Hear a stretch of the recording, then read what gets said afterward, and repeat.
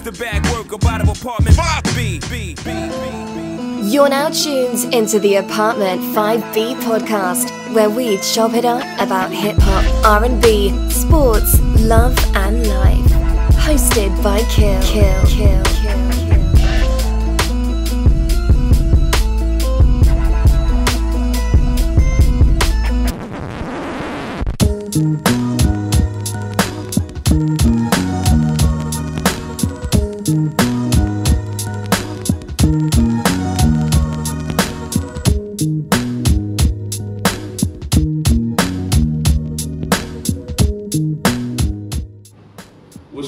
What's good? You tune in to Apartment 5B podcast, hosted by your man Kill. I got my squad with me. You know what I'm saying? Squad finally. Parrish, I don't need you. I'm in the squad.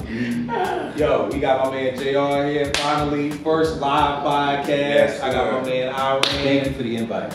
Soren's in the building with me. Thank you for sitting in with us today, man. Shouts to Gadget. Shouts to Zach, American Poetry Museum, for having us today, man. Yo, it's just dope to finally be here. I'm not gonna lie, I was excited about this. I've been a fan of all the stuff you've been, from Writer's Bench to what you're doing now. I've been a fan of it. So to even be here is a privilege, and from our very brief conversation via phone and just hanging out here last time, this is a privilege. So if anything, anybody needs applause, you deserve it for keeping something like this going. Hip hop, you know, as big as it is, hold up. Hip hop, the culture is bigger, but hip hop scholarship is small. Yeah. So thank you for adding to hip hop scholarship. Thank you, bro. Thank you, bro. Well, y'all know me, man. We gotta get straight into it from the door. Today we're talking about your top 5 favorite hip hop albums. You know what I'm saying? Y'all know me. It's no right or wrong answer. Nothing like that. Like I told y'all earlier, this is I always wanted this podcast to be a place where it was just me understanding people. It's not about arguing, and you know what I mean? As soon as somebody, when we do a show, somebody may be like, nah, I'm like, nah, that's his answer. You know what I mean? At this point, I'm just interested in the why. Why does that, spark your interest? And then on top of that, you can't do this with these records, with these digs, without talking about your top 5 favorite samples. Beats with piano samples. You know what I'm saying? It's gonna be all over the place with me. I'm gonna go old school on y'all. So a couple of mine are old. Your question is like a girl from Howard when I was a child. You're gonna get more than 5. Sorry, baby, you're gonna get more than 5. I'm not here to just do 5. Oh man. Yeah, I got a lot of growing to do. It's all good, bro. So why don't we start off with you, bro? What's one of your top 5? And I know you just came in. I appreciate you sitting in with us today and chopping up. Prayerfully, we'll be here next month when we do it more and more. But just what are your top 5 hip hop albums and why? Wow. Truth be told, I don't really have like a solid top 5. One of those generic answers is gonna be Illmatic. Right? I don't really have to go into why. That's one of them. Well, let me ask you this, because we did a podcast and we did a show about this. And the question was, what made an album the beats or the rhymes? If you had to pick for you, what was it about Illmatic that stood out to you? Would you say the beats or the rhymes? Gun to head, you can't say both, because they both were equal. But if you had to pick it, what was it that stood out more to you? I'm leaning towards the rhymes. Okay. For someone so young to build on those sort of concepts, and years later people still haven't kind of caught up to that is pretty amazing to me. Yeah. So I'm gonna have to go with the rhymes. Yeah, it's crazy because even when they did that Heineken commercial with, New York State of Mind, I feel like that song still bangs. Yeah. Now, the way it did And 25 years ago. I like his answer, and I think it speaks to something else. It speaks to the infancy of his artistry at that time. Because at that point, he was willing to take direction. Yeah. So, it also speaks to humility, and it speaks to being an amazing person to understanding that if I want you to be at the best, all of it might not have to come from you. So imagine, it was all in Large Professor's hands. He could have done the whole thing, but he's like, no. You need a Q-Tip record. Right. We need some premiere songs. I think Pete is a little better than me. We need a record from him. LES, he's been with you the last 6 years. We gotta give him something. So that album speaks to a generosity, because literally, as producers, you kind of want to hoard a project. The artist usually grabs, no, we need to go get. No, he did that. He sought those people out. So it speaks on Large Professor, and it speaks on definitely on Nas's Willing to Listen. Because I think that is the biggest piece of hip hop production. Who's going to be willing to listen? It's a synergy thing. And I think that's what's missing from current production, because things are being emailed, there's no energy in a room, there's no meeting of the mind. I made the beat, I sent you the stems, send it back. There's no magic being made that way. I think it can be made, but there's no room for God to walk in and touch what's going on. Nah, that's a dope point, that's a dope point. Tell me this. We did a show on hip hop what ifs, like you said, comics. I'm a big comic dude. So you remember the old Marvel what ifs? Of course. What if Large Professor produced all of Illmatic? Is it still a 5-night classic? I would say no. I would say no, not because of any diminishing of Large Professor in any way, shape, or form. He's in my Mount Rushmore of hip hop producers. But no, there is. It stands as it stands because of what it is formed as. Right. Yeah, just ask it. No. It might have been a good album, but it would have never been that album. Right. Now you're right. Because bottom line, even with them all, you know, what a great energy you have all those titans competing. Right. Those are titans. That's Q-Tip, that's Large, that's P-Rock. They're trying to impress each other with the same guy. That doesn't really happen that often. Because I remember Primo saying he did the original records, and then he heard Pete's The World Is Yours, and he went back. You know what I'm saying? I go anything. Right. I mean, just and then like you said too, I always say but we talked about, you know, the executive producer. I always say that Large Pro is the executive producer of Illmatic, not Search, because Large Pro was the one who said you need. So that's it. Which one of yours, B? One of your top 5 favorite hip hop albums? I'm gonna go this way. I'm gonna say Doggy Style because it taught me how to curse. So the album came out, I was only 7. So when you didn't know, when my pops and mom used to play it, I used to just sit there and just like, oh, all right. And from that day, I know how to curse from that album. I'm a very good cursor because of Doggy Style. So yes, sir. Yes, sir. But what else about Doggy Style stood out to you besides teaching you? Definitely the samples, because my mom is a definitely sample head. So anything she heard, she would be like, oh, I know this. Oh, I know this. And she's a soul head. So that's me. So that's as soon as she heard, she'd be like, oh, my pops is a big hip hop head. So that's why he's loving that I'm doing a podcast like this, because he's like, come on, son, you soul. Like, for real now, you want to do a hip hop podcast now? Wow. So now it's like, my mom's like, I knew that. So it got me off the break with the soul samples. Wow. Okay. And then my cousin I didn't know that then, but my cousin Malik from Illegal is on Pump Pump is my cousin. I did not know that. Wow. Did not know that. Okay. Hershey Loke is your cousin? Yes, I did not know that. I did not know that until maybe about 7, 8 years ago. Dog. Hershey Loke is your cousin? Yes. Hershey monster, man. Yes, she was. Yo, that joint who was their first? He bodied Monica, right? He bodied Monica. Yeah, and I was wondering why my pops would really like that song. And then finally I knew he was my cousin. About that video, that he was in all white. He just looked like because he's so dark, and then they have him in all white with a white background. But you know what's interesting about him? Like, to me, that's where the video director guy say, nah, bro, we gonna do something, switch the background. Right. Well, what's interesting about him, he looked older. Even though we knew he was okay, he's clearly, you know, pubescent. Yeah, right. 14, 15, 16. Yep.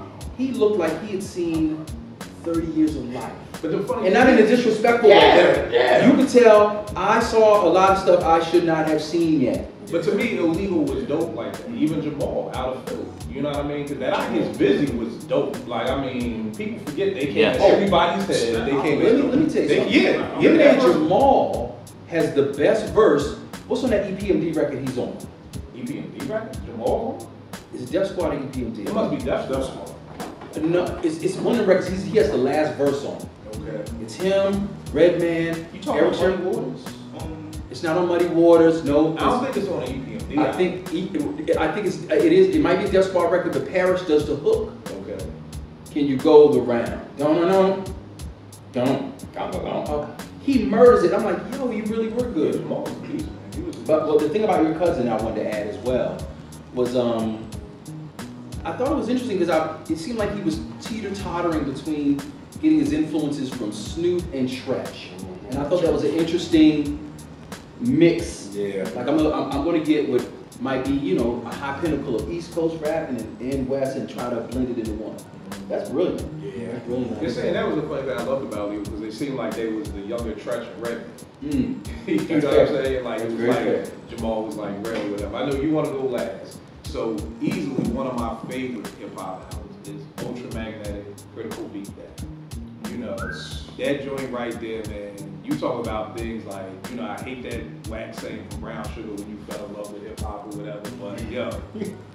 My mom was Run DMC when I seen them do Rock Box like back in '84. But Critical Beat Down to me, that changed my life. That made me want to make beats. That made when I heard Funky and that piano sample, which we gonna get into, I mean, get a drum or something. You fell in love with science. Everything. Like to me, everything about them was dope. They were doing stuff that I hadn't heard before. I had heard Synthetic Substitution before I heard, that joint on their album. Eagle Tripping, you know. Get a drummer some Cool Keith Cool Housing thing. When he used the same beat that Marley used for Kane's joint. And Cool Keith killed that. Cool Keith has one of my favorite rap intros. You know, like certain lines. This dude says, I bought a band. Sam is on trombone. Like, that don't even rhyme, bro. I love that. And I remember when Ego Trippin' came out, first of all, people don't even know Ego Trippin' was them dissing Run DMC. Oh, I didn't know that. Okay, what's the first rhyme? Ego Trippin' rhymes. He's dissing them. Something said, Peter Piper, the hell with childish rhymes. Peter Piper, what the hell with childish rhymes? He said, something, that a baby could jump in and join right rhythm. They think they're copacetic, using lousy edits, using nursery terms, not poetic on acting like rather than wise. That was a diss to Run DMC. I said Run DMC diss. I'm sorry, Crew Keith, I don't know your lyrics that good. Nah, the fact that you can remember something but here's the thing though, I've never remembered lyrics good. As much as rap as I consume, so like, I heard you a rap like, okay, I'm doing lottie-dottie. I'm sorry. But I mean, everything on this Watch Me Now is crazy. Ease Back, Eagle Trippin', Mo Love's thing, Cool Keith Cool Housing things, Feeling It. One of my closest friends, he loved Delta Force. Oh yeah, Delta Force. That's a weird use of novelists at that space in hip hop. Yeah, and I mean, I think the biggest thing to me was they just said G was dope, Cool Keith was dope, and then the beats were just dope. You know what I'm saying? So that's definitely one of my top 5 albums. Which one of yours, man? The one I want to talk about is for 3 reasons. It was their sophomore album. Most people kind of go downward in the sophomore album. They didn't. It showed a lot of maturity in who they were. It was an adult album. It dealt with a lot of adult themes, and it was one of the first albums where it was a multi-layered sample album. There was all that stuff was in key and it was falling right. It wasn't like I'm playing 1,000 samples for the sake of playing 1,000 samples. No, they all have a purpose and they're all in there. The album I'm speaking of is De La Soul Is Dead. One of my top albums of all time. And I'll give it that high rating simply for the song Millie Pulled a Pistol on Santa. And now with it going on now, they're talking about it in Hollywood and how it's going on downtown in DC. It talks about adults messing with little kids. And if you guys are familiar with the song, they're talking about this girl, her father, her stepfather, is having sex with her. And she kills him while he's at the mall being Santa Claus. I mean, that is heavy. Yeah. I mean, dog, I'm like third year, second year in college. That's a lot of information being disseminated inside of a rap record. And the beat was dope too. The beat is bananas. Like the beat was dope. The beat is bananas, and De La Soul, as we all know, is I don't want to call it highbrow because it almost makes it sound like they don't want to touch the common man, but it's fine dining. Right. When you grow out of restaurants where the daggone napkin is paper, you really want to sit down and fine dine. They're fine dining for hip hop. So it ain't chicken tenders and fries. You're going to get something a little more mature. And that album had a lot of mature themes and still fun. Yeah. You know what I love? Biddies in the BK Lounge. You can't. That was funny. That was fun. Oodles of O's was bananas. Saturday. All that stuff. It was brilliant. See, if I could take one thing away from the De La Soul is Dead album is I didn't enjoy, and they were funny. I just didn't believe they belonged on the album. I didn't like the skits with them listening to the tape and anal wart and whatever, they slapping each other and all that stuff. I like WRBS radio skits because it felt like they had a concept, but they had this wonderful, silly stuff that they just put it in there. I didn't need it. They taken that out, I think it would have been for me an absolutely perfect album. But top song, Millie would be my favorite song of the album. I think mine got to be Ring Ring Ring. Okay. I love that song. I did too. I love the break, I love the sample, I love the concept. Like, it was just crazy. And that's interesting for that concept at that time, based on the fact that, like, you guys are only your second label in, and you're like, and we're sick of famous. We're sick of being famous already. Right. Second album in, which might be a debacle or disaster, and you're already sick of fame. The standard, Kurt Cobain blueprint. Oh, this fame thing is wonderful, but did the check clear? Right. You know what I'm saying? Like, I'm loving being rich, but I hate fame, but it comes hand in hand. So it was just brilliant. They've always been brilliant. De La Soul has always been brilliant, and I don't know if hip hop has ever truly caught up to how smart they were. You heard the crazy thing about Dave with the health issue he's having, walking around with that thing. Yeah. That's scary. So our prayers go to Dave. Definitely. We hope you're doing better. And you actually live in the area, so maybe we'll be able to find you and have you come here personally. You live in some part of Maryland. He lives in Upper Marlboro? Yeah, Does he get mad if you call him True Boy? All right. I won't do that. What's another one of your beats? What are your favorite top 5? All right, so now that I've had time to think, I'm gonna go with Mecca and the Soul Brother. He rockin' CL Smooth. Probably the youngest guy on the panel, but holy 31. Yeah, older. So, you're always the youngest, baby. Don't stop. I'm not. No, but it's really the album that caused me to just really go crazy with the records in terms of digging. Like, it was a great album, but it also inspired me in real life digging. Yeah. Favorite song off of it?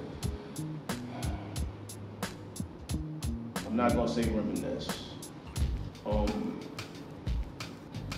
No, it's fair that you go say it. That's like, Bible's my favorite.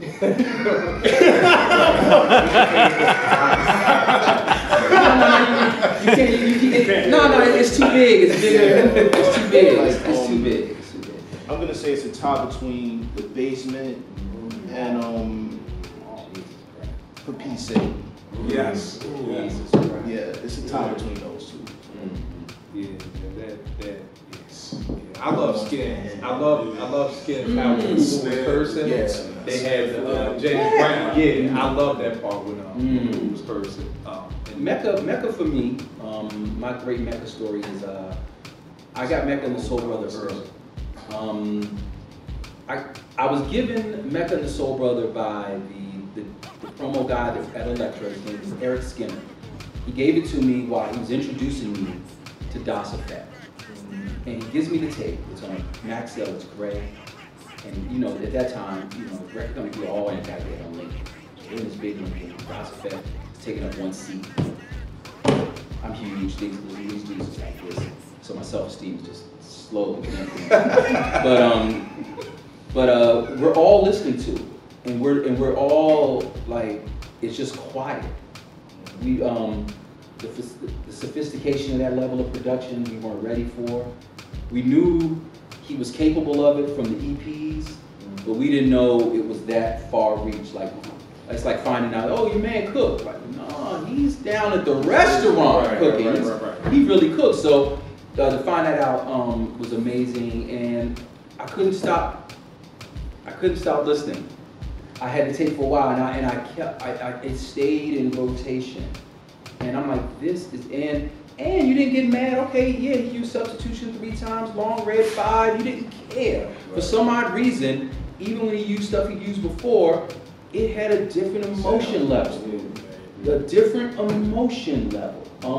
Like you, my favorite song was possibly The Basement, and gosh, I can't. I refuse to keep picking more because I was at different moments in my enjoying that album. Certain songs were number 1 for me.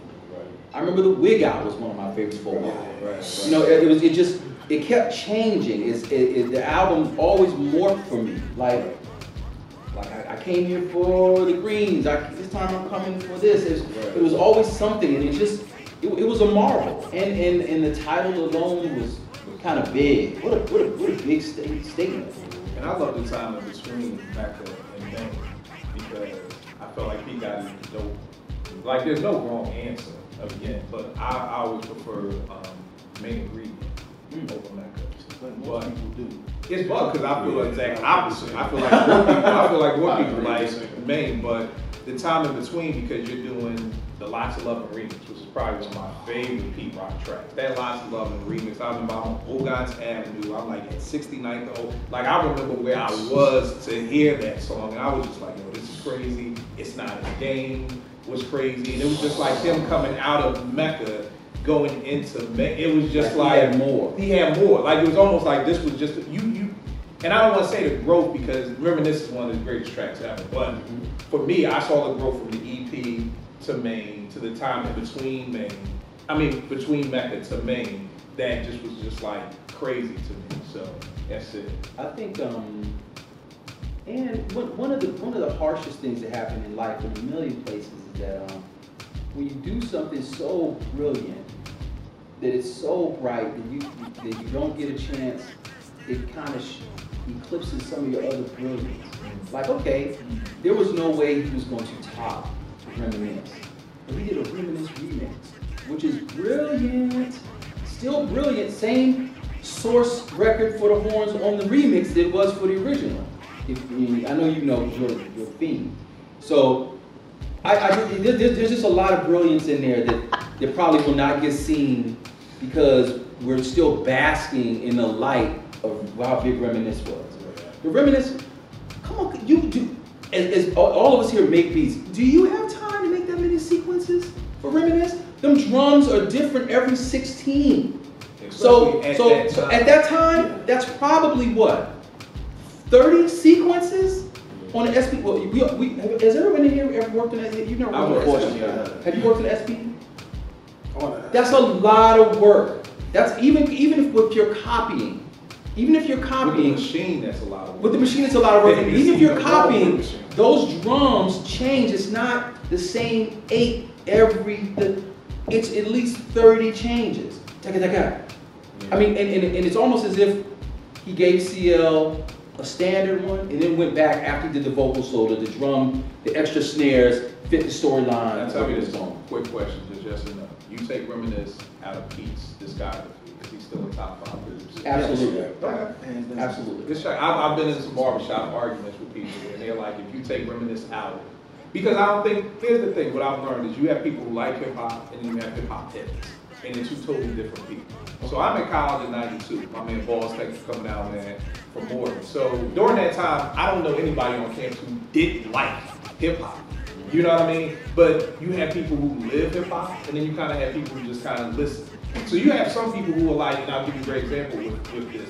You have people who say they're Prince fans who've never heard a Prince album, just because Prince has so many songs out. You got people who say they're Janet fans, but they've never heard the album cuts just because she has so many hits. So you have a lot of people say, oh my God, I love Pete Rock and Still Smooth, and all they've heard is Reminisce.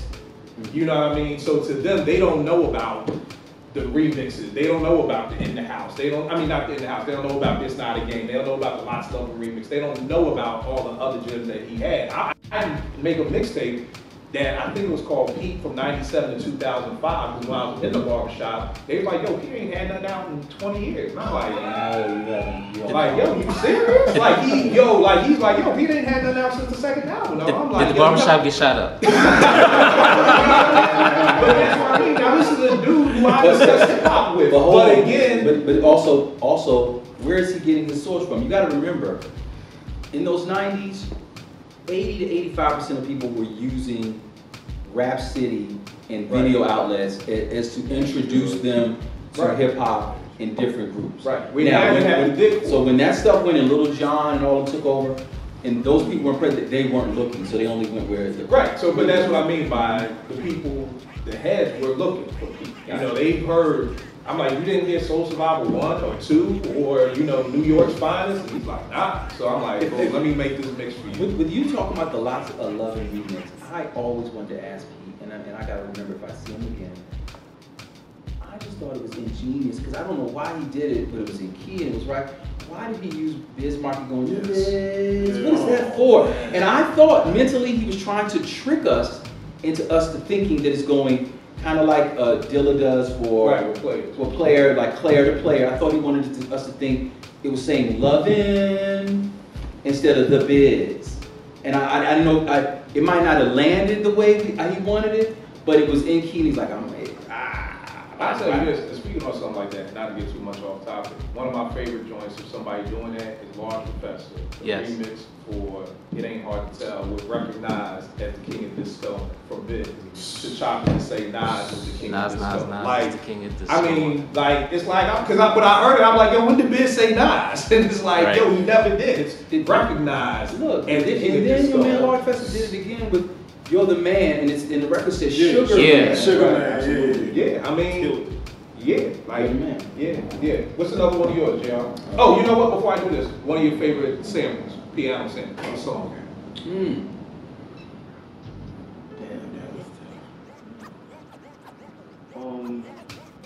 I'm gonna dig deep and say it's an unofficial remix for MOP by Pete Rock. Stick to your guns. Yes, exactly. Stick to your guns. I know what it is, but I don't know. It made me feel some kind of way. It's one of them beats that you feel it here. Like that's one of my favorites. YouTube that, because they got a lot of them joints he used to do. Because when he was on Future Flavor, he stayed with those unofficial remixes. You see the Soul Brother Afro. Yeah, but that's a dope joint. What's another one of your albums, top 5 albums? Gotta Be Ready to Die. I'm a Brooklyn head. I have to be ready to die. I mean, Unbelievable is my favorite, and Everyday Struggle is my 2 favorites off that. But I have to. That's like a Brooklyn Bible. So it's like if you don't know that, then then are you ready from Brooklyn? Or not? So it's Unbelievable. Oh my God. That's again, driving up Lincoln Drive. I mean, I know exactly where I was. I was coming home from college for the weekend, and Cosmic Cat played that, and I was like, yo, what the fuck is this? Here's my unbelievable story. I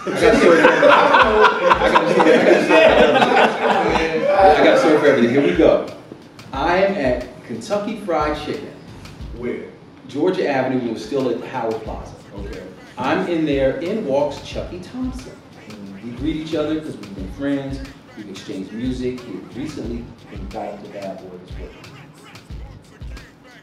Talking. We both order way too much chicken. We're sitting there eating, and and he plays like, you got to hear what we're doing. I was like, absolutely. So he plays me Ready to Die. The whole album? No, just the song Ready to Die. Okay. And it had different sounds. It was good. And I was arguing with him about Big. He's like, Iron, this guy's great. I'm like, he's good. I know Iron, he's great. He's like, no, he's good. I think he's really, really good. Fast forward, the Big Mac sampler comes out. On the Big Mac sampler, it has Juicy, It has the what? It has unbelievable, and it has warning. Okay. I'm sitting there stuck because I wasn't sold on him. When I heard him on Mary J. Blige, I was like, okay. I heard him on Dolly My Baby. I'm like, okay. I heard him on Party Bullshit. Party Bullshit was cool. I think he's dope. He's dope. When the sample came out and I heard warning, when he says the line that made me go, okay, this nigga's out of this world is a lot of slow singing, flower bringing. If my burglar alarm starts ringing, oh, regular niggas not. regular guys don't rhyme like that. Then Unbelievable comes on, and what Unbelievable, and I've said this before. I had a conversation with Buster Rhymes. I was like, Unbelievable. Any verse in Unbelievable heard for the first time will obliterate any rapper. So if I'm battling you and you're doing your best rhyme, and you're never heard me rhyme ever, and I did one of the Unbelievable verses, and I knocked you out. Because what's unbelievable about Unbelievable, which is corny, but I just said it, unbelievable is that you don't know where that rhyme pattern is going. It is everywhere. You gotta connect the dots. You're like, yo, where's he gonna rhyme the word at? And it'll be a word inside of a word. Unbelievable is disgusting. Absolutely disgusting rhyme-wise. And the beat was super dope, but it was the rhyme. Lights get dimmer down Biggie's hallway. My forte causes Caucasians to say, he sounds demented. Carl Reed sent it. If I said it, I meant it. Bite my tongue for no one. Tongue and no one. Yeah. Bite my tongue for no one.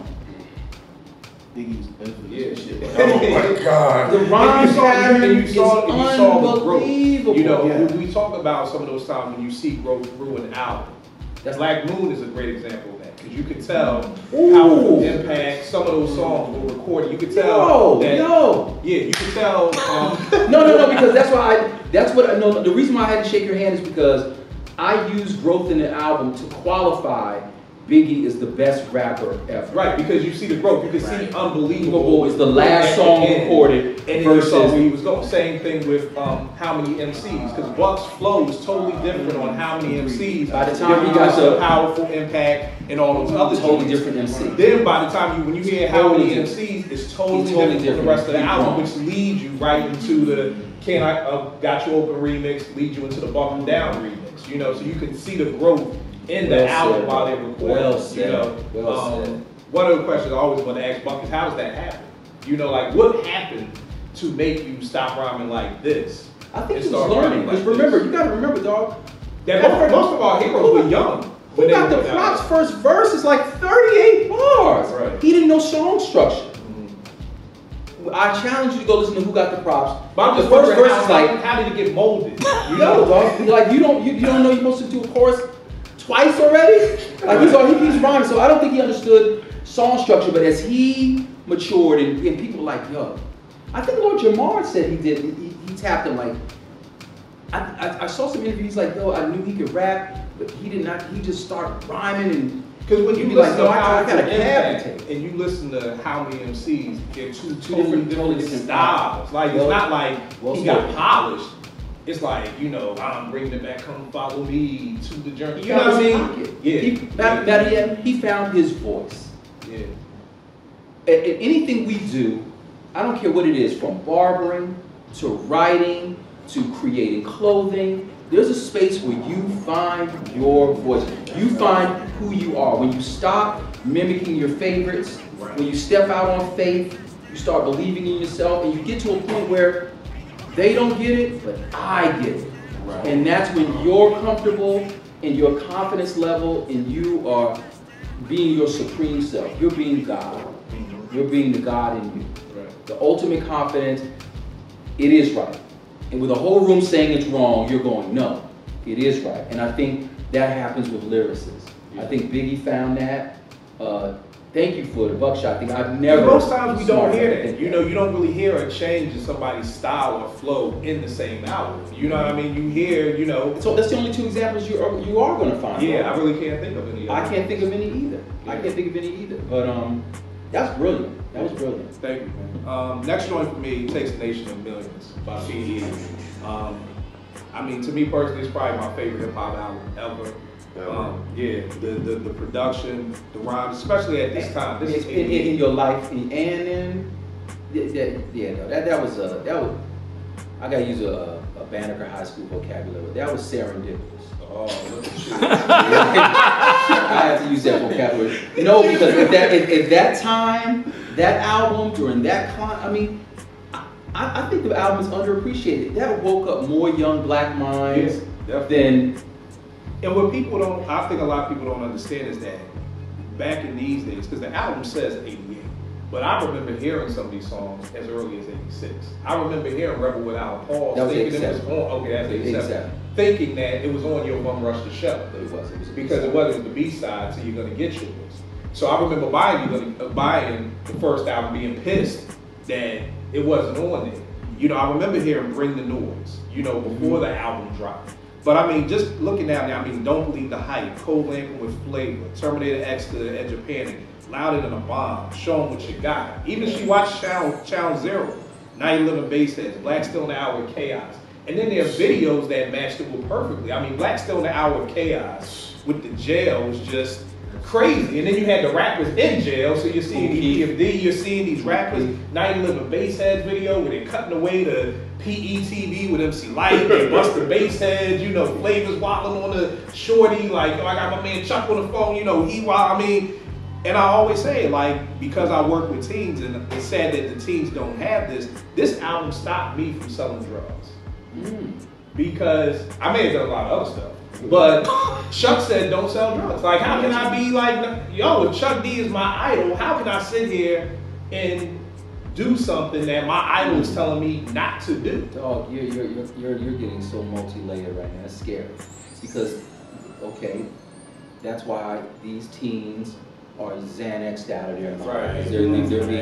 They're being subliminally shot in their head that being a junkie is cool. And that's the wildest part. Not using drugs, being a junkie. But that's the wildest part, cool. Because you have people like The Weeknd, R&B dudes, talking about popping pills. Yeah. You know, whereas in my day, you couldn't be no crackhead. And I get it. You couldn't talk. Right, you know. And I don't know The Weeknd, and I know he's from Canada, and I don't want to just.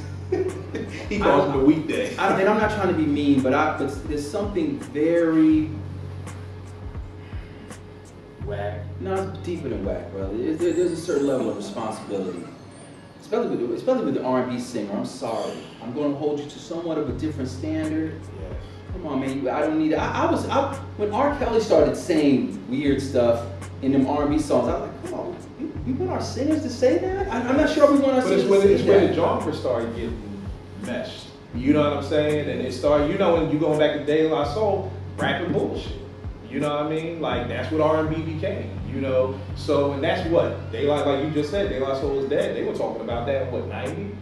You know, and that's what R&B is now. It's a mixture of rap and bullshit. It's not soul music. There's no love. Our teens don't have any of that stuff. Like, people talk shit about Jodeci, but look at their songs. Forever My Lady. He wanted to marry her. Yeah, you know, like, this is on some old, these kids don't know nothing about no love. You know what I mean? I forgot what it was. I was like talking to one of my girls. I was like, damn, you know what's fucked up? There's gonna be young girls out here losing their virginity to Drake. Not saying that I guess losing your virginity to fucking, you know, Secret Garden was a little better. You know, it was a love song at least, you know, but, you know, these chicks out here gonna be losing their virginity to popping pill shit. And that's the girl in private school. The girl in public school, she losing hers. Yeah, to the Migos. I was thinking about the Migos. It was wet. That song "Wet" by the Migos. Like, so, it is an uphill battle. But back then, like we had songs. But I know a girl who lost her virginity to read these Nikes. Like, she lost her virginity to the Ghetto Boys. Yeah, like, I mean, and I'm not saying that there wasn't that, but our generation had love songs. You know, BBD had, you know, When Will I See You Smile? Well, you know what I mean? Right. So, but also we it's a different time, and these kids are inundated and literally being advertised to, and data being shoved at them in every waking moment of their life. Right. So they all this input of data. So they're totally different kids. But it is frightening. I hope this young generation gets an example to see and hear love. I was glad they got a chance to see the Obama administration. So they got to see some level of what we saw, we believe we saw with the Cosbys. So they got a chance to see love. Right. I'll tell you this real quick. One of the funny stories my teens told me, they said, Mr. Kell, I don't want to get married because of what Uncle Phil did to Aunt Viv. And I said, what did Uncle Phil do to Aunt Viv? And she was like, he divorced the dark skin Aunt Viv for the light skin. And you immediately told her like, no, that was business. Right. It's the same character. Them, whoa. That's all they knew. Wow. Like, there's nobody in the hood who's married. I brought my wife to the hood, and one of my parents was like, that's your baby mom? I was like, nah, it's my wife. And she was like, wow. Like, you know, so that's where we're at with this generation, but that's a whole nother show. One of my favorite piano samples has to be, we talked about Pete and CL. I'm gonna go with It's On You. Off the second album, Main Ingredient. He's got the On You, Smile on Your Face, Behind My Back, Talk Trash is a Jamal sample. One of my favorite joints, probably one of the first songs that put me on to a Jamal before Dilla's State Society. And you know On You is the same Tom Scott record again. Your man's a genius. He rocks from another planet. Yeah. Like, I mean, he lives in NASA. He lives in NASA. What's one of your next albums? That's hard, bro. First of all, I think all of you said amazing albums. I pivotably enjoyed every album that I spoke of. I want to, again, it's so hard, brother, because there's so many in that. There's so many I feel that are almost completely underlooked as well. An album I want to put up there is one of my favorites because it's one of the last ones that I studied. Again, I think I studied it more for the music than I did for the lyricism, but I want to bring something out of the 90s because we did 80s and 90s. Right. I'm going to go with Jake One's White Van Music. Okay. I chose that album because that is the last album that forced me to like, there's something going on here production-wise. You need to be paying a lot of attention to. There's some great local lyrical performances on there. M.O.P. murders it. Casual has fun on there. Keep the Sneak has a record that I would never thought I would like. Keep the Sneak that I enjoyed. Royce is on there. Slum is on there. It's a plethora. Another Banneker vocabulary word, Miss Bonner. Thank you. That did all that, and I just love it. I think for people in hip hop production, it's worth studying. The White Van Music worth studying in terms of piano. Song? My favorite song on there. The MOP record. Oh no.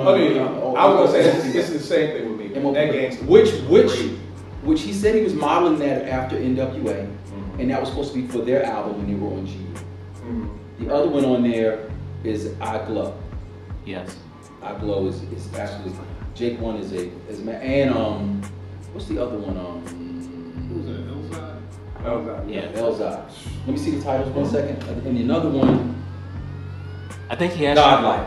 Yeah, Godlike is bananas. And the crazy thing about Godlike is I was trying to use this sample and I didn't know how to use it. And then it was just crazy to then, like, literally this come out like that same month and be like, damn, like, just scratching your head. Then that's how I feel about Jake and why I love him so much is because he's one of the few producers who still has me saying, how did he do that? Yeah, Jake One is, I'm telling you, he is, like I told you before the camera. And Bless the Child with Little Brother. I love that joint too. I love that. That's amazing. Did he have the Rick James stems for the Freeway joint? No. Well, that one too. The Elzai joint with Royce. That's a Rick James song too. I don't think so. That's pre-Stems. That's pre-Stems era. The Stems thing didn't happen until later, guys. Like I don't know how he did that. When DJ started getting stems, and I'm like, yo, what are you doing with the acapella of Billie Jean? That was after this. I could be wrong, but the stems ever like the Questlove with all the stems and Biz with all the stems. I think that was later. I know my next question is going to be piano samples. I want to give a couple. You mind? This one is only a loop, but it's just so hard, and it was from a record already used. Shout out to Molly Mall for Nas on the Real. Hard body. That's the Soul Children, right? Yes, the Soul Children. That's hard body. Yeah, that if your kidney is in rupture, That's one of them. Another one is a premiere for All for the Cash.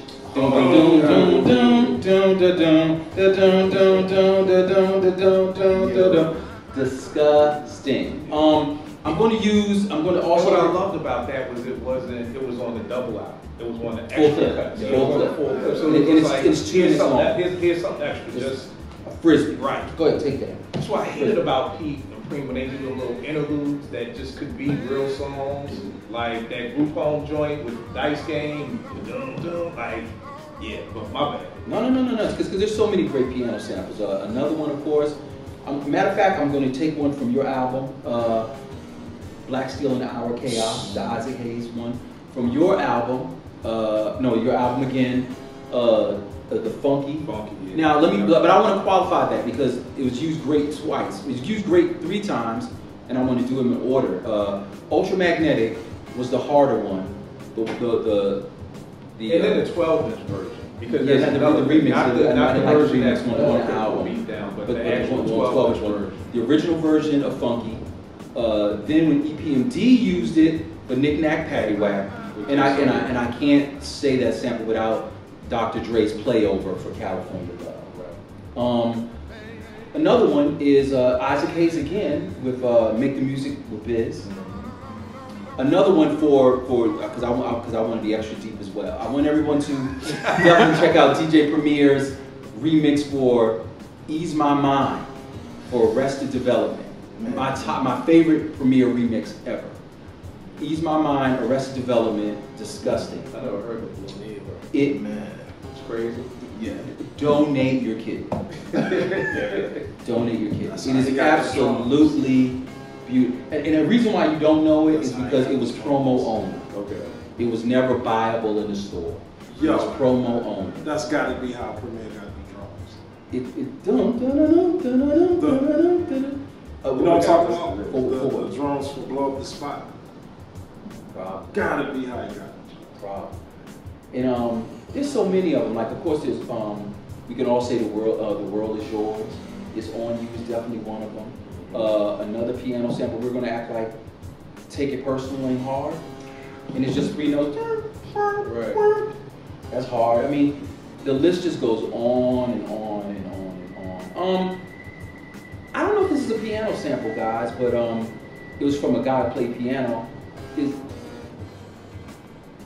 I guess it's not. Well, it has to be because he's not that many musicians on the album. I want to use Apache's Gangsta Bitch because that's Monty Alexander, who's a piano player. Now, the other ones, here are the other ones that people love, that I like. People love, and Gadget included, Milkbone.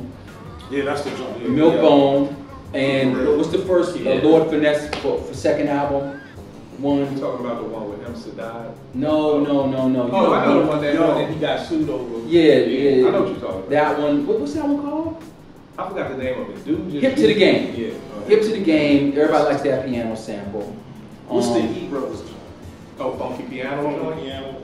That was on the New Jersey Drive soundtrack, right? I think so. That was a nice joint. That was a nice joint. Zach. Yeah, the E Brothers.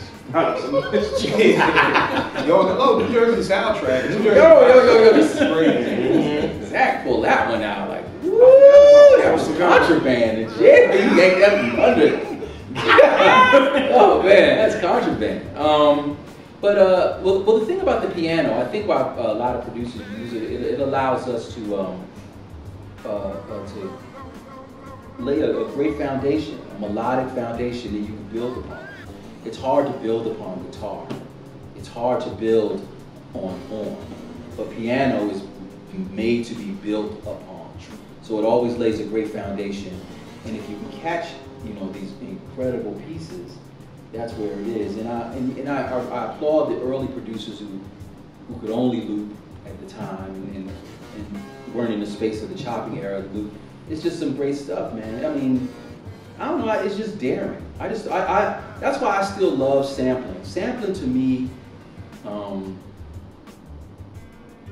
I think that's why I'm still vested. I think that's why I'm still vested in the bank of hip hop.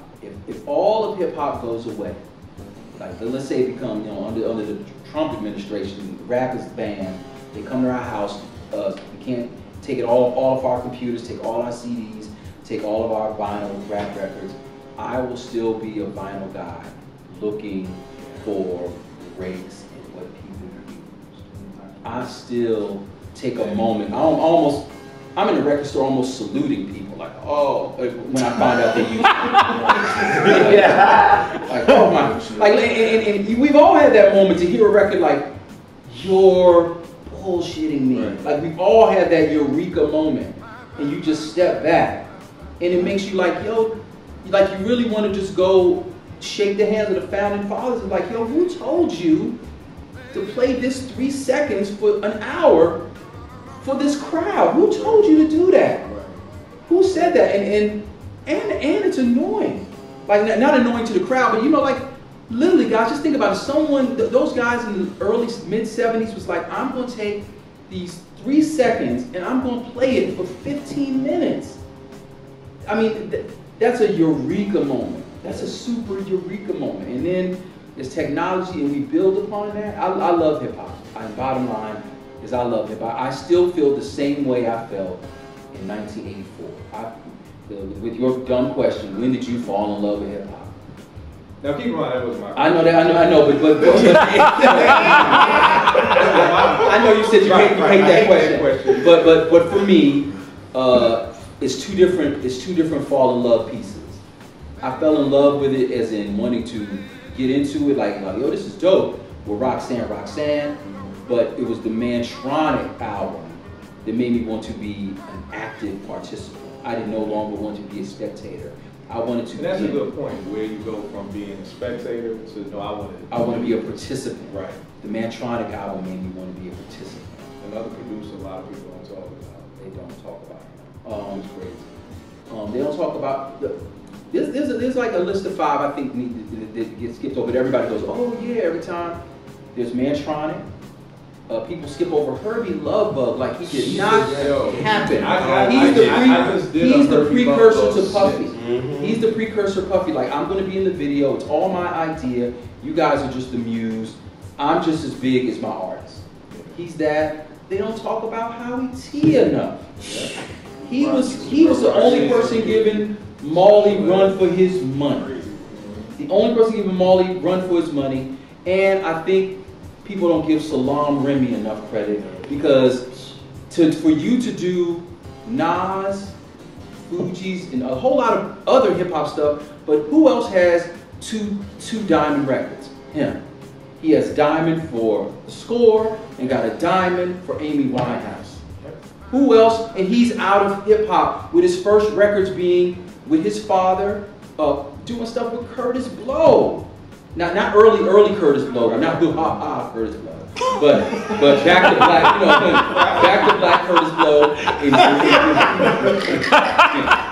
I'm sorry. Jiggy, right? And we're not even gonna talk about Salaam, how he ran that whole hip hop reggae thing. It was all him.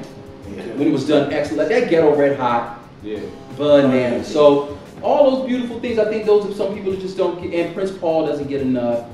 Martin 45 King, something like that, doesn't get enough. Where we bring in all this stuff, who doesn't get enough? Like it was obscure. What's one of your piano samples? Because I never asked you. I was gonna say $1,000,001 Questions, the Lattimore. That was on my list. Let Me Go. Like that's my favorite Lattimore song. So when he used it, I was like, oh, okay. Because everybody know Lattimore was straighten it out. That's it. But I'm like, yo, really? And when I heard it, I was like, whoa, because that's actually my first, Volume 1 was the first bootleg album I got from Jack. Right. So it was like, when I heard it, yeah. So, so when I got it, I was like, oh. Mom was like, yeah, you hear that too? I was like, that's Lattimore, Let Me Go. I was like, who uses that? Dog, your mom proud. This dude is like, he's like 30, and he's like the soul aficionado. Like, yeah. I met him through Twitter. He had done a show. He had done a piece about Curtis Mayfield, what was it, Claudine versus Spark. Yes. And that was the first time I had ever seen anybody compare those two soundtracks. And now you would think he's like 65, the way he talks. That's like it's amazing. It's amazing. Yeah, like it's amazing. His joints are definitely it's amazing. Like if I got a question about old songs, that's deep. So you against 2 soundtracks, right? But Curtis Mayfield, but then I know, but also breaking down. Like there was no way you could have told me he was 30. I thought the way he was talking, he had to be older than me. I mean, I know he don't look older than me, but you know, I was like, this dude gotta be old. And that's also, kudos to your mom for having you around great music. She did that. That's one thing she did. Like, I don't really like watching TV because she always had music playing. That was just her. She was like, I want you to know this. So that's why now I look at an album and I'm on the back, like, what is this sample? What was the one you did, Sam Cooke, live at the Harlem Square Club and verse live at the Copa. Right. So it's joints like that. You're an alien too. Right. He's doing stuff like that. You're just hiding those on Instagram. So that's how we went. That's brilliant, bro. Yeah. That's brilliant. Hey, the hardest piano sample came from the Trackmasters. I Shot You? Oh my God. Oh yeah. I Shot You LL. Yeah. Well, first of all, they don't get enough credit because everybody sees them as they make the pop records. They got 5 hard records. Let me tell you records. something about this, bro. I got the advanced copy of It Was Written. I get it. I'm trying to figure out who did what, right? You could have told me RZA didn't do shootouts. I really thought he did shootouts. I thought Large Pro did Watch Them Niggas. So when everybody hates It Was Written, I really believe that hip hop doesn't like that album as much because it's self-produced by the Trackmasters. I think if you would have put that same album out and had produced by the same producers who did Illmatic, it would be heralded much higher. But the Trackmasters, just by the time of seeing it, when I found out with Trackmasters, I was like, God damn, I gotta give these niggas some props. Like, they put together a solid album. First of all, on some producer stuff, guys, the fact that on the I Shot You, you don't hear the triggering because that piano note is right.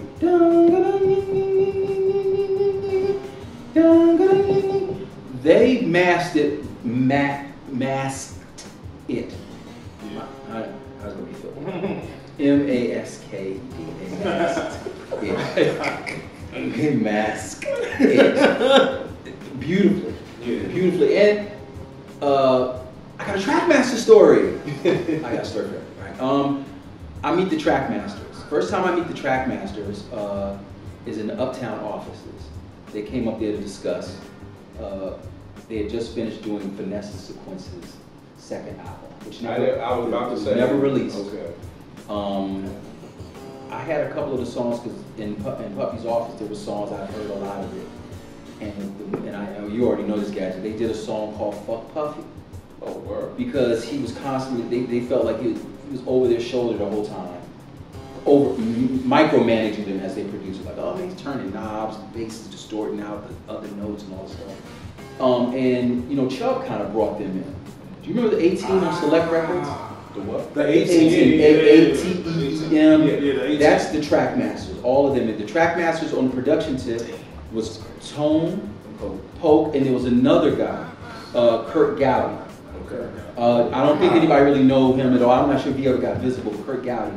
But they were good. They were SP1200 guys, and then you know, they got into the MPC later. But dog, all you got their production alone on R. Kelly's The R album. You know, the double album. Yeah. All the up-tempo stuff you like is them. Right. They chopped up. They chopped up Brothers Johnson, Strawberry Letter with Foxy Brown rapping over. I mean. And they're really good. It's just that they understood, like, I don't know if it's them or Steve Stout being on their shoulder, like, look, this can be bigger. Why are you trying to please Bobbito when you can please, that's not a diss. Why are you trying to please Bobbito when you can please every PD program director around the country? Right. And they did a good job of it. And still, unspoilingly kept it hip hop. I'm not gonna act like City High's Carmel remix wasn't dope. And that whole mandolin guitar thing was theirs from Fiesta, right? Fiesta. Yes, the original and the remix. That's them. That's them.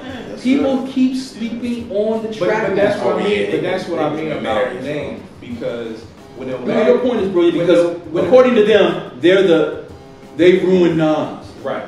But the thing is that even, I never understood this with Life's a Bitch. Because I didn't like Life's a Bitch on Illmatic when it first came out, because it was just a loop. And it was a loop that I knew. Like, that was the whole hoopla, right? Like, knowing loop, not knowing the loop. Like, you know, isn't that why our parents hated hip hop? Because it was like, oh, that's just James Brown, or that's just such and such. So when I heard them use the Gap Band, I'm like, why the fuck does LES get this pass that the Trackmasters don't get? Because if Life's a Bitch said produced by the Trackmasters, they would have hated it. They would have hated it. They would have still loved Daisy's verse, don't get it twisted. But if that would have said produced by the Trackmasters, I guarantee you hip hop would have been like, nah, that's not good. Look, you already said that watch the niggas alone. That is the message is crazy. The message is crazy, and that's the era of creating rap songs that made you feel like you belong in that luxury car that ain't yours. Right. There's certain records that just got this luxurious feel to it, and that's one of them. That's a luxury car rap record, and Foxy sound good on it. Right. Yeah. Like, I think as hip hop lovers and aficionados and supporters, the moment anything meets any monetary success, we're turning our back on it and we found fault with it. Like, no, the mission was to make money. Now, the only time we get to act like that is if we feel like you compromise your moral stance. I don't know what his moral stance is. I don't 100% know yours or yours. So just because you went to step 4 and my morals stopped at step 3, your morals might stop at step 8. You know what I'm saying? So I think that's unfair. It's just he wasn't rhyming over loops. It wasn't the regular Trackmaster. So maybe if it was written with just him rhyming over Michael Jackson, you know, Hey Lover, like the Boys of Men joint with LL. If he was doing that, but that's not what the Trackmaster did. According to Wikipedia, you know Michael Joseph Jackson. Damn. Phone is listening to shit. Oh, you got a belt whipping coming? You got all to still get belt whippings. Nah, but another one of mine I want to get in real quick, Criminal Minded by Boogie Down Productions. This is, I think, 86, 87. I'm staying in Brooklyn with my cousins at the time.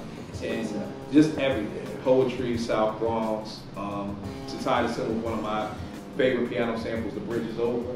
My mom's a jazz musician, so we have a piano at the house. So it was like one of the first things I started wanting to learn how to play that. Dun, dun, dun, dun, dun, dun. You know, so I just feel like this album is just perfect. Super Ho, you know, Scholar Rock was crazy. Criminal Minded was crazy. The remix for P is Free.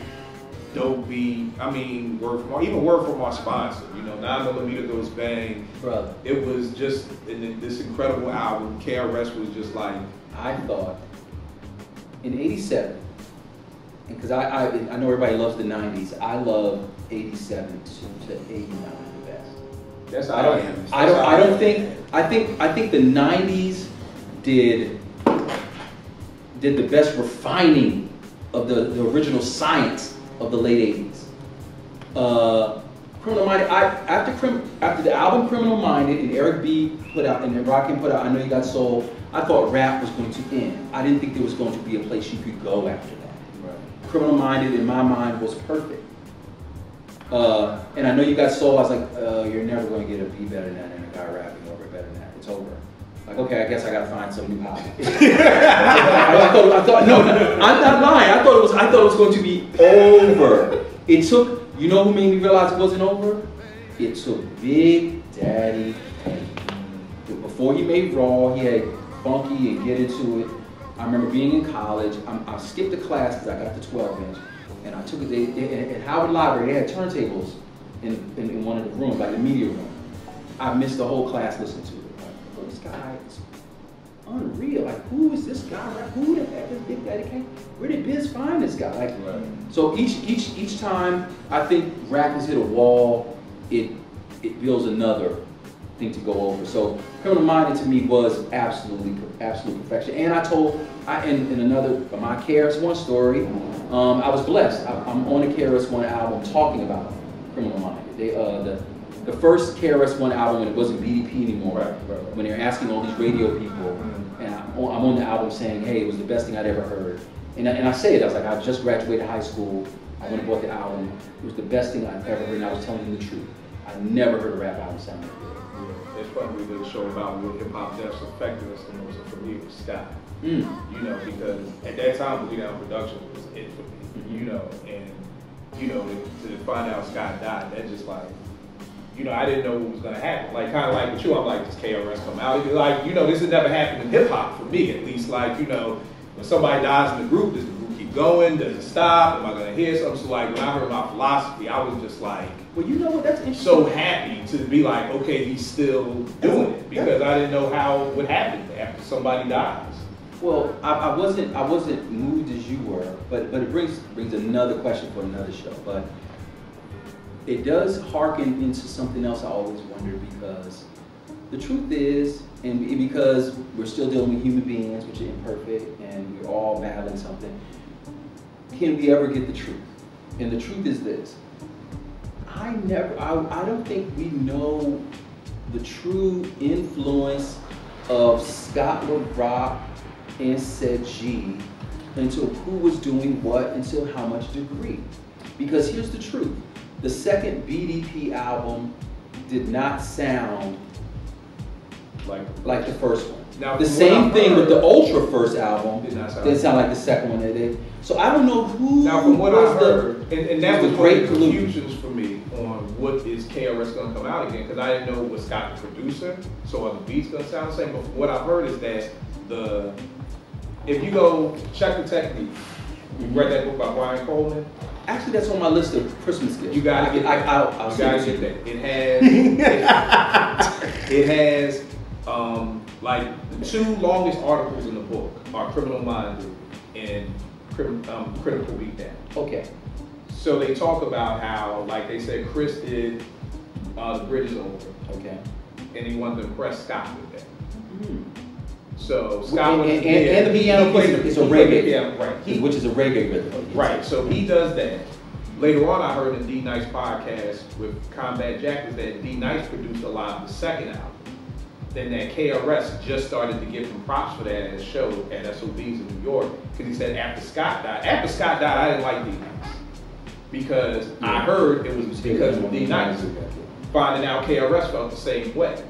So the only reason why D Nice was even in BDP was through Scott. So when Scott died, you know, D Nice basically became the carry some bags, and you know, so D Nice was just so glad that after 20 years, you know, he finally said, D Nice is the one who did I'm Still Number One and Jack of Spades and all of those joints. You know what I mean? So, you know, something else. But to go real quick, Paid in Full 2 is one of my 5 favorite albums. And like you, I never thought that he could outdo himself. I first heard my melody and I was dumbfounded. I didn't hear it being Bee's president, dumbfounded again. And every time he just kept getting, then I heard I Know You Got Soul, and I was like, dude, like, how does this get better? Like, how does this dude keep getting better? And then I'm hearing I Ain't No Joke, and I'm just like, what else is left to come of this album? So yeah, Paid in Full is definitely one of my favorite joints. Paid in Full, that was the first time I did a rap album. First of all, you could spend an hour just looking at the front and back. The funny thing, I would sit at the back and look at the back and write down all the stuff I wanted for school.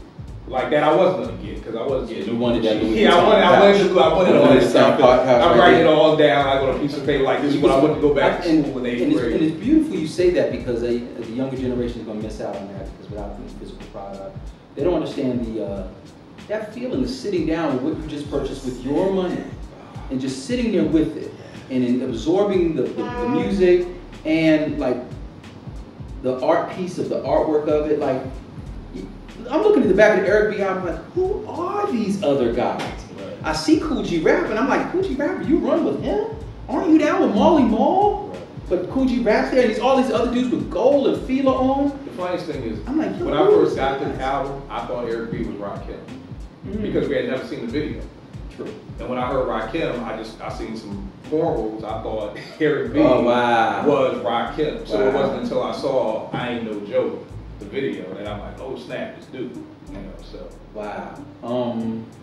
There's another great album that we you know, it's always on people's lists as well, is Low End Theory. Low End Theory to me, I have Low End Theory story. I was in New York that summer, right when Check the Rhyme and everything came out, and a friend of mine, a close friend of mine from school, named was Rhonda Mann. She was working at Jive Records, and I told her, and this is to let you know how much I feed for records and all that sample stuff. I told her to get the sample clearances so I could see what Tribe used for People's Instinctive. So she brings me stuff that got cleared, and I'm reading it and I'm writing it down so I can go buy these records.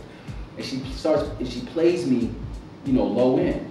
And first I'm mad, because I mean, this doesn't sound as sexy. It doesn't make me want to go, I don't want to fondle you to this the way I did when the first album came out. Because when the first Tribe album came, she listened to it at my house, in my bedroom in DC. And I remember telling her, like, yo, I don't know if this, we supposed to dance or fuck this. This is the sexiest rap album I've ever heard in my life. The Low End comes in, and this is a departure, a great departure. But the first listen, I'm like, this ain't sexy. But then the second one, I'm like, yo, this is another planet. Like they broke a new science, and it just spoke volumes, and it just kept getting better, like songs, and there was no selfishness on it. So my favorite beat on the album, Q-Tip he ain't on butter. So there's no selfishness with like, yo, this is for you. Right. You can't get that now. You think the Migos guys say, yo, this one for Quavo. Or does Quavo creep off and go do another record without them? Right. The funny thing that you bring about Low End theory ties into one of my theories about the Roots and Tribe following a similar lineage and me. Because one of my favorite top 5, well, it's not top 5, but definitely top 10 for me, Philadelphia. Okay. Because I felt like, being from Philadelphia, I felt like this was one of the few hip-hop albums that got respected from New York. Every summer of my childhood I spent, you know, going to Brooklyn and always having my cousins rag on, like, Fresh Prince, and you know, y'all got them corny whack rappers or whatever like that. Philadelphia was the first time that, you know, the Roots in New York, like, respected what we were doing. When Tribe first came out, I didn't like the music standards. I thought it was cool. I didn't understand the shit. It was too deep for me. They was wearing weird clothes. I didn't know what the fuck was going on. You know, wearing El Segundo, El Segundo was a reach. Yeah, I didn't like Lucky Lucy. I mean, this shit was cool. It was cool. I liked it. It was a cool album, but I wasn't a fan. I was like, it's cool. Okay. You know, same thing with Do You Want More. When Do You Want More came out, I was like, this is cool. You know, a little light in the ass for '94, you know, with all the other hard stuff coming out. But then when Illmatic came out, you know, I remember my man who used to run with Black Boy, he was saying like, yo, you're gonna love this album, because he's the bad lieutenant now. Like, he changed his name. Like, this is not, all that no sample stuff is out the window. Like, and then I heard Clones, and I'm like, yeah, this is what I'm talking about. And to me, it was just similar with Low End. You need gauze after Clones. It was similar. Might have to hold your elbow up like that. That's like running into a Mack truck. Clones is hard. And it was similar to Tribe with me, because to me, like you said, they were completely different. So when I saw Check the Rhyme, I'm like, this is what the fuck I'm talking about. They got on baseball hats, they got on sneakers, they look regular again. Like, I don't know what they was wearing. They're regular, the beats are harder, you know, the drums are more. And again, similar, I didn't like Malik B on the first album. You know, I can make him say, nerds say he's superb. I'm like, come on, dude, just let ball around. And on the first album, I'm like, why is Spike even here? Like, what does he do? Well, you know, but then on both of the second albums, on the first right? But then on both of the second albums, like you said, one of your favorite songs is Butter. My favorite song off Philadelphia is No Great Pretender, which is Malik. So both MCs stepped up. Greatly.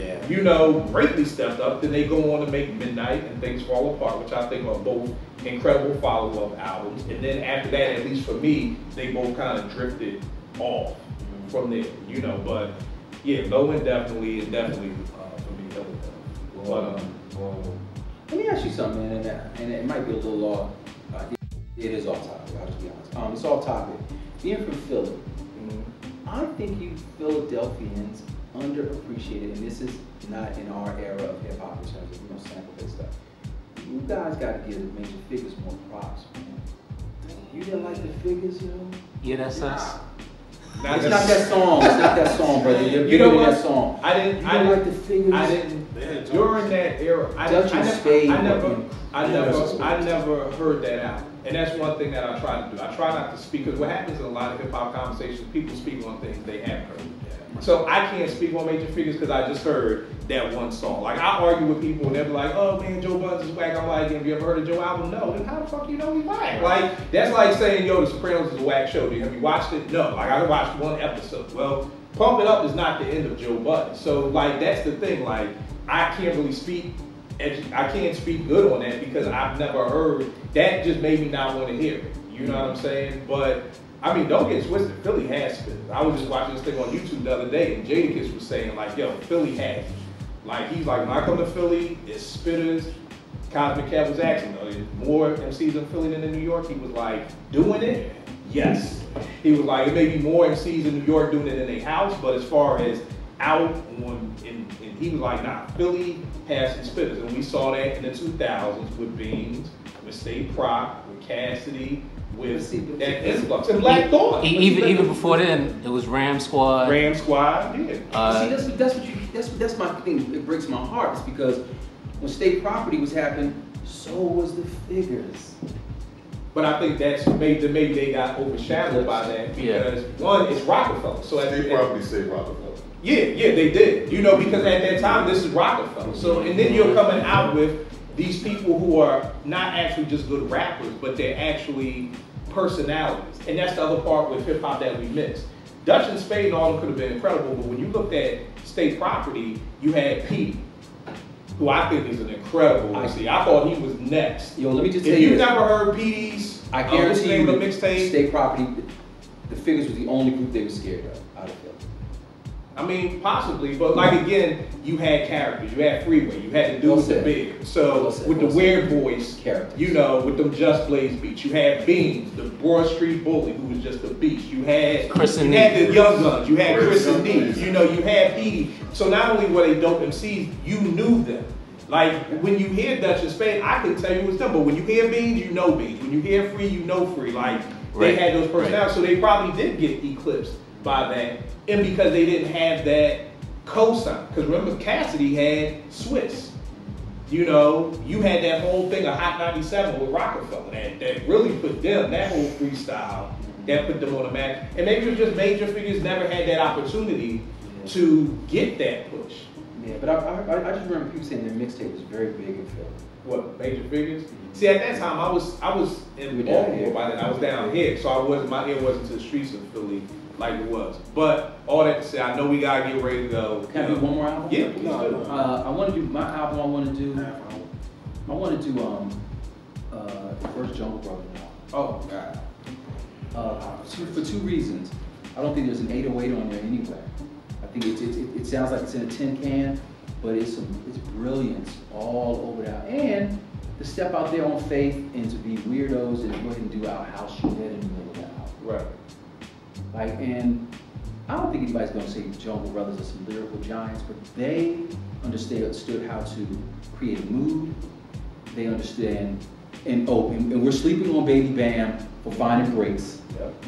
They were early on a lot of breaks. On both albums, they're early. They were not ultimate beats and breaks using guys. They had some on there, but they were early. They were early. Some meter drums on there. On that first, was it Behind the Bush? No, I Want to Do You. Yeah, I'm gonna do you. The meters drums is ringing. So, and I just love their attitude. It seemed like they were having fun. It didn't seem taken too seriously, but but we're serious. But this isn't. We're not trying to be merit scholars. I feel like they get lost in the native tongue. They do. Conversation. Because here's the truth of all things, brother. I'm sorry. There are just certain personalities just so big that you're gonna. Come on, man. When Brand Nubian came out, man, what was Lord Jamar going to do with Pooh-Bah at that time? And it doesn't mean Lord Jamar wasn't good or Sadat, they were all excellent, but there's always this one person that has that extra, and out of the native tongue, it was Tribe. Tribe started to eclipse Daylight. You know what I'm saying? So, you know how it is, bro. In my rapper skills, he loves, because I said this years ago, everybody can't be Ralph, man. Could you imagine being Ricky? So every night you come out on concert, Ricky Bell 1,000 people scream. Ronnie DeVoe, 3,000 people scream. Ralph comes out, the place caves in. Right. What do you think that does to your self-esteem every night? Even though 2,000 people screamed for you, the place collapsed. We had to wait another 40 minutes before we performed because Ralph came out. That's gotta play on you after a while. That's gotta play. We have never been in a situation where we're blessed to be in a wonderful machine that's showing us success, but but part of success, I gotta get diminished a little bit every night. And I think the other thing with the Jungle Brothers, to me, they had 2 5 mic albums because I love their second album too. Damu the Fudge Monk will argue you to death that the Jungle Brothers' second album might be one of the greatest albums of all time. I love that album. And I mean, I know. And there's drums on there. Them drums on there were ahead of the time. I know I'm one of the few people who thinks that, but I think that second Jungle Brother album was 5 mics just as much as the first one. I mean, I remember, again, this is back to, it's funny because one of my people who's on the podcast, Nick, is always saying, like, why do y'all love Big Daddy Kane so much? You know, like he's about 4 or 5 years younger than us because he's looking at discography. So he's saying he only had 2 good albums. But y'all talk about him like he's that's a lot one of the greatest people. And I said, I get it. But I said, I get it from looking from the outside in, but you have to remember that those days, we lived in the 12-inch era too. So even though he only had 2 albums out that we could say were great, he had these 12 inches that lived for a minute. Same thing, and it's different with all ages. If I talk to somebody who's 50 and I say, hey, what's one of your greatest MCs? See, he may say T-Lo Rock. One of my old heads did say that. And I'm like, well, he didn't even have an album out. And he said it didn't matter because he had It's Yours out. So in his era, it wasn't about the album. Right. It was just about the 12. So you always have to keep in mind of what age group are you talking to because it may not be about albums. It may not be about discography. No, because what it could be is, how far did I push it compared to other people? T-Lo Rock was graduate school compared to what everybody else was rapping at the time. Right. So we're talking 19... This had to be 83. Yeah. He is miles ahead of people lyrically. Like Curtis Blow. Big Daddy Kane was miles ahead of people already. Already. So, yes, I climbed more stairs than Big Daddy Kane did, but he, like, remember, I'm old now, I take each step. Remember when you're younger, you skip 2 steps? Right. That's what Big Daddy Kane was doing. Yes, you went up 10 flights of steps, but he skipped 2. Right. So he took these large steps. Big Daddy Kane is still, and bottom line, he could quietly body you still. Absolutely. Quietly. Now, will he, I'm not sure he'll have the pickup, because there's something about a youthful energy that you gotta have, but he Big Daddy Kane on Marco Polos, I want to say last. Do you remember the song he had on the what's the animated show, Black Samurai? No. There was an animated show, he did a record with RZA, and it was called Cameo Afro. Dog, it could body anybody. It could body anybody. Here's another thing we got to start qualifying, and I give DJ Clark Kent qualifying for this. There are some MCs, and then there are some people who are better rappers than MCs. Example, that's how he qualified Jay-Z and Biggie. He thinks Jay-Z is a better MC, but he thinks Big got his words out better than Jay-Z. That we have to start qualifying. I'm sorry. Here's an example. RZA, pen-wise, is probably one of the best Wu-Tang members. But because of his lisp, and he doesn't have that great voice, he doesn't come across as good as some people who's less gifted pen-wise. Method Man had all the charisma. Right. He had the voice. He got that Method Man bop. Is his pen as deadly as RZA's? I don't think so. I think if we were forced to only read raps, RZA would probably be in our top 5. But because we're not, because it's a listening art, he's not. So we got to look at it differently. I know what you're saying. Got to look at it differently. What's another one of your ones, bro? I'll start with the piano sample. I had it, but I lost it. I feel you, bro. It's a lot of. Oh, Common, I believe it's called Techzilla with High Tech. Yeah, like, do yourself his favorite. Which one is that? Techzilla High Tech did this for him. It was just kind of floating around. I don't know if It was just on the 12-inch, right? Yeah, it may just be 12 inch. It's kind of Lucy? It's not on the High Tech album? Nah, it's not on any album. I'll send it to you if you don't have it. Dude. Yeah. He killed it. He killed it. It's kind of like Car Horn. Car Horn never came out on nothing. It was just. Wasn't that on Super Rapping? Carl was on Super Rap. Okay. Yeah, but Techzilla is it's crazy. The funniest thing, I was just listening to Techzilla last week with some of my teens in my car. And they was like, Mr. Kill, that's why we hate your old hip hop. What is this? It sounded like he just talking over the beat though, or whatever like that. He was like, man, this is horrible. I'm like, yo, this is common and high tech and da da da da. So what I learned to do with them, instead of calling their stuff whack, what I did was I popped and I gave them power. And I let them listen to that. And then both of them was like, yo, so you say you a gun? I'm like, yeah. They was like, yo, play it again. Played it again. The thing was like, yo, that's crazy. So what happened? So the gun fell on the ground, somebody else grabbed it, and now what? And I said, you know, the gun goes on to keep killing. And they was like, wow. I was like, can your favorite rapper do that? He was like, nah. That's why I don't even I let them. I played them Nas's Rewind. And they was like, Mr. Kill, that don't make no sense. Outside right for me. I was like, say it backwards. Like, we right outside. Oh shit, Mr. Kill. You know what I mean? So I don't diss them. I'm just like, I play them stuff to let them know how incredible it is. You know? Can I add something to bring it full circle into like literally today? Hip hop heads, please go get Saha the Prince's album. He has a song in there called 80s Baby that I think a lot of people need to hear. Especially with you, dealing with education. He speaks from a baby's perspective, which has been done before, because our guy, Pharoah Monch, did it in vitro, from a baby perspective on a mom that's on substance. He does it. Okay. He does it again, and it's brilliant. It's absolutely brilliant. He's a good MC anyway. By the way, that album, Confusion, is one of my favorite albums. Which one, the first one or the second? Nah, the Equinox, yeah.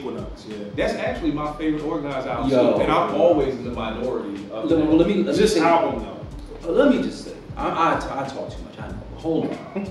Equinox. I want to meet the guy who did the interlude. Oh, Malice was a gunslinging dick. Oh yeah. What a brilliant narrator voice that guy had. I mean, that's all I want to say. But that I loved it for that. I love the production on Equinox. Oh, man, Confrontations and Showbiz did for him? Yeah, I thought that was, in my opinion, their best produced album. You know what I mean? To be honest, I didn't like Stress, the original one. I didn't like it until Large Pro did the remix, of course. You know, and then that was just bonkers as always. Yeah, that's what's another one of your joints, bro? What, the album? I think we said them all. Oh yeah, of course. This is an easy one. Cream, of course. I mean, it ain't easy. We're not acting like Cream is just okay. No, we not. And I got one because he said that we gonna end it when I say what I'm gonna say.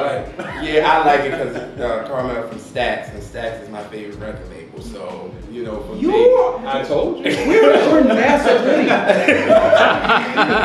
Where is your NASA video? I love Stax. Like that's my favorite label. So of course, when I heard that, it's like, come on. You're a fan. Okay, I'm going to end it with a piano sample. Oh, let me tell a quick story. Absolutely. And this is what we mean. This is what I think you were talking about, just with being a friendly competition with Illmatic. I was reading how RZA called, or either one of them called the other one. And RZA was like, "Wait till you hear this piano sample I got." Called Primo and said this, and then Cream came out, and then Primo called him back and said, "I got one top." Then the original came out, the J original. You know, so just the friendly competition of just going back and forth of, you know, wait till you hear what I got. It's like, well, okay, I feel you now. I got one for you. You know what I mean? And just being able to have that, there's a camaraderie that's missing in hip hop. You know, I remember reading the liner notes of 80 album covers when all rappers would thank each other. Yeah. You know, and they would thank each other in the shout outs during the song. Like what Kane saying when I'm down with rappers like Kid and Play. My man, I know Cool J, that's like EP and D, Public Enemy, MB, DP. Like, you know, so there's that disconnect of hip hop. You know, I remember reading on magazines and you hear Juju from the Beat Nuts lent Large Professor his SP, and then Large Professor lent it to this person, and this. We would trade records and all that. You don't hear any of that shit, especially up top. Now, from 97 to 99, I lived in Atlanta, and they had a lot of that. Atlanta has camaraderie, where it's just like, yo, JD got a project, okay, boom, I'm bringing in all my people. Like, that's where we got to get hip hop, you know, where we're not all doing, you know, trying that. We had that friendly competition. There's no beef. Like, nowadays in hip hop, it's either beef or nothing. Like, you know, no, we need to have a friendly competition. You know, I need somebody to say, yo, man, you got here this new break beat I got. Yo, like, man, I got to, you know, because then I know I got to bring it. You know, but take us on with this joint. This one is one of my favorite RZA production, and it's not on any Wu-Tang album. Of no Wu-Tang affiliate, not his album. Can I guess it? I challenge you to answer. That's what it is. Long Kiss Goodnight, baby. Nope. What it is the Wu-Tang St. Ides commercial. Wow. Really? The Wu-Tang St. Ides commercial. Wow. My #1 RZA production with a piano. If you don't know it, just look up Wu-Tang Clan St. Ides. Hard body. Hard body. Donate your kid. Donate your kid. Alright, good looking out. Yo, give them all your information, social media. I know you make beats. Give them all SoundCloud, give them all your stuff, baby. Alright, Torrance, but on IG, Oneness, the #1, NESS. Square One is my alias, so you can find me there. Hattie's son, Iron Waller, but on Instagram, I am DJ_Iron. Facebook, which still won't let me use an Iron because you think I'm a terrorist, because my name's IRAN. I'm Lynn Waller, LYNN Waller, but I'm still the same Iron. And Zuckerberg, you need to see me. Yeah. I'm on IG and Twitter, Music Soul Nick, but my website is Junior World of Soul. I do current R&B bangers weekly, and then I go back and do like Flashback Fridays. I pick a record label and then I talk about it. So y'all check me out there. Yeah, dope. You already know this with me, Kill, KIL889 on Twitter. We'll make beats for food. Just put out another mixtape in my sample series, Milk Crate Sessions, with all the samples, some of the hip hop samples that have been sampled by Isaac Hayes. So all those joints out there. So check that out. Again, man, thank y'all for sitting in, man. Pleasure was mine. Again, thank you to Gadget, Scratch Mag TV, Zach, do they make NASA hoodies in a 4X?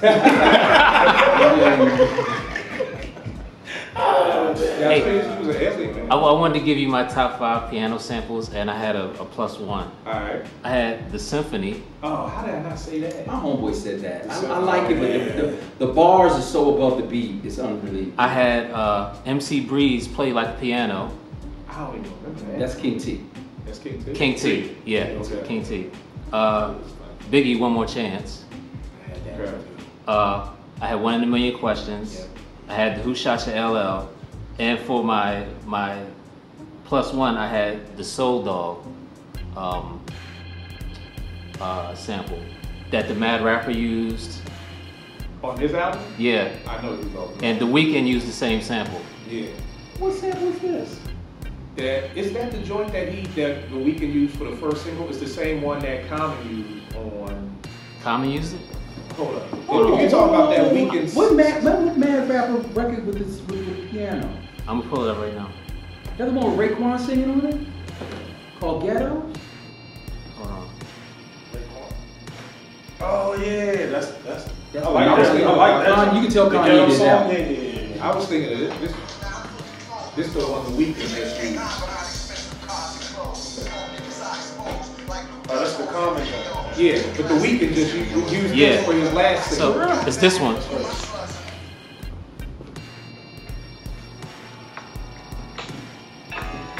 Yeah. That same Same sample as this. That's just that's just. Oh, I remember that. My G, what's up, baby?